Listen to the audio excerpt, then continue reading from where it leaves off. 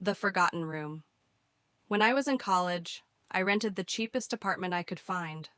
The building was old, the paint on the walls was flaking, and the elevator groaned every time I stepped inside.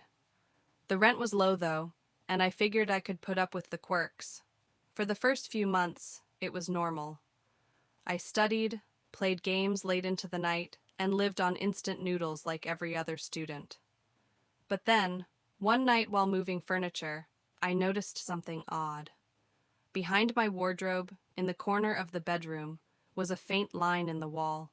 At first, I thought it was just a crack in the plaster, but the more I stared at it, the more it looked deliberate, like the outline of a door.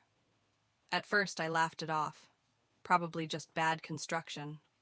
But over the next few weeks, I couldn't shake the feeling that there was more to it. Some nights, I swore I heard faint knocking sounds coming from that corner. Other nights, a soft creak, like wood shifting under weight.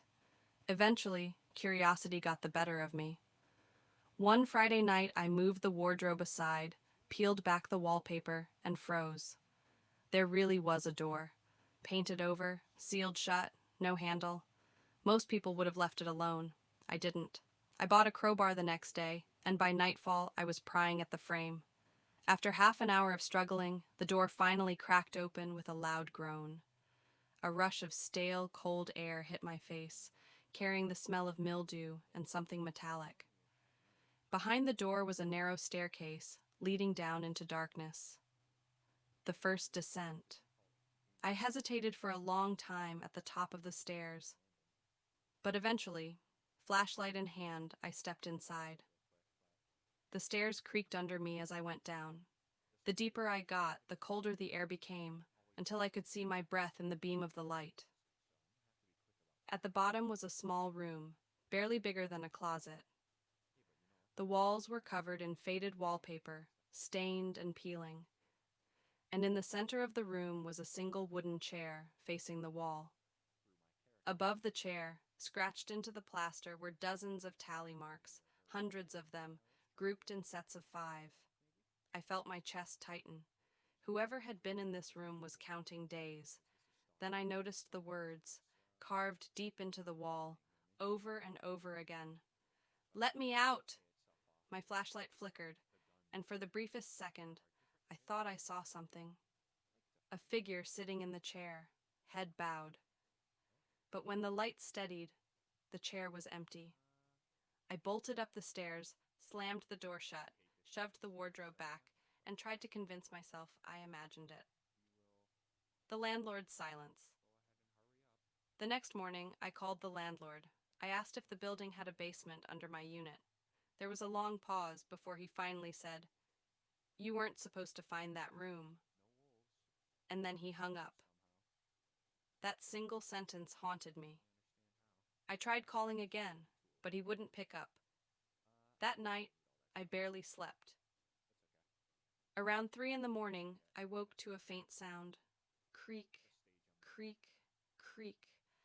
The sound of a chair rocking back and forth. The second descent. I told myself I was imagining things, but a week later I gave in. I had to know. I pried the door open again and went back down. This time, I stayed longer.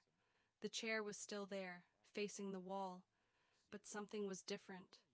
On the seat, I found an object I hadn't noticed before, a small, rusted metal bracelet, the kind you'd find in a hospital or asylum.